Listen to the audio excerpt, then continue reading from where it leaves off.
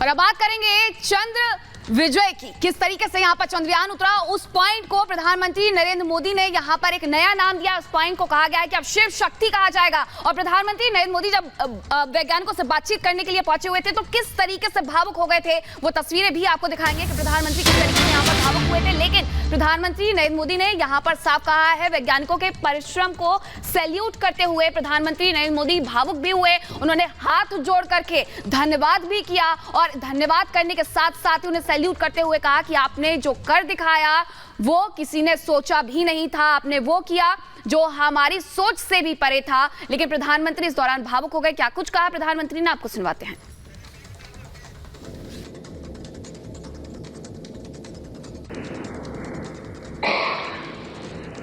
भारत में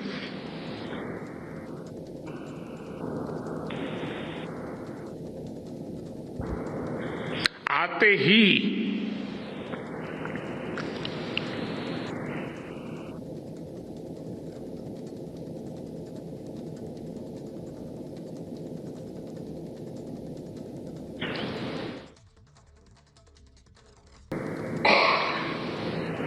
भारत में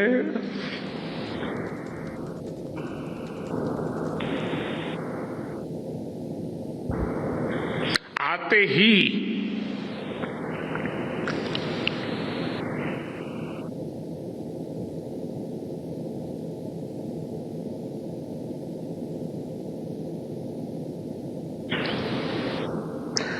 जल्द से जल्द आपके दर्शन करना चाहता था।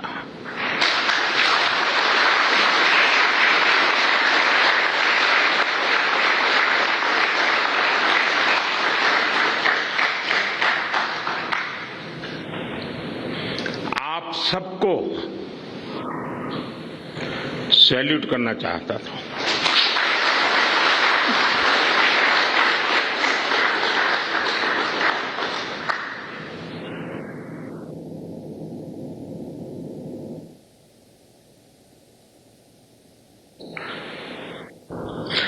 सैल्यूट आपके परिश्रम को, सैल्यूट आपके धैर्य को, सैल्यूट आपकी लगन को, सैल्यूट आपकी जीवटता को, सैल्यूट आपके जज्बे को। आप देश को जिस ऊंचाई पर लेकर गए हैं,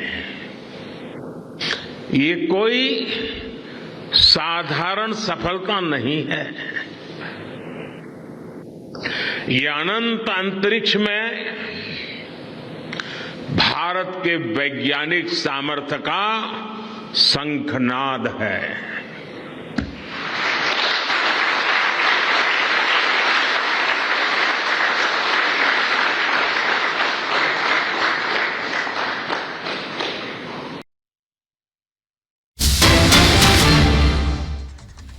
और इस वक्त की बड़ी खबर आपको बताएं, इसरो कमांड सेंटर में प्रधानमंत्री नरेंद्र मोदी की तरफ से 3 बड़े ऐलान किए गए हैं और इसमें चंद्रयान 3 की लैंडिंग साइट का नामकरण भी है।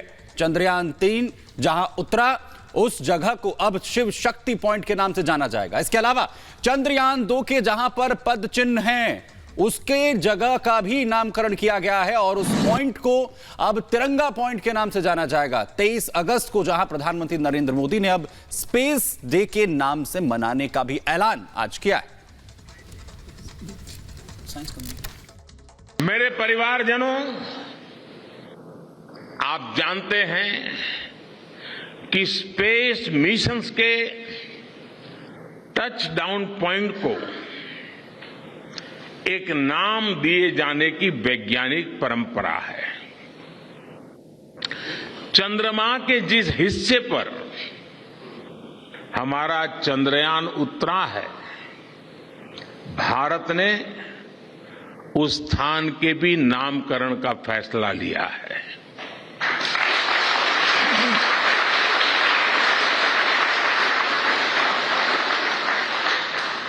जिस स्थान पर चंद्रयान 3 का मून लैंडर उतरा है, अब उस पॉइंट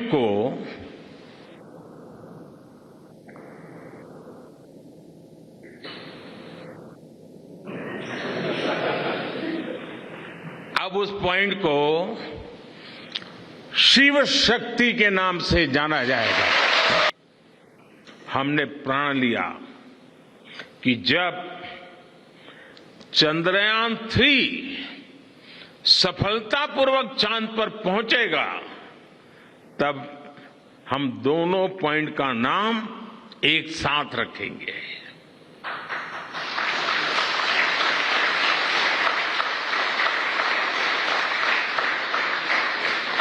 और आज मुझे लगता है कि जब हर घर तिरंगा है, जब हर मन तिरंगा है और चांद पर भी तिरंगा है, तो तिरंगा के सिवाय चंद्रयान 2 से जुड़े उस स्थान को और क्या नाम दिया जा सकता है।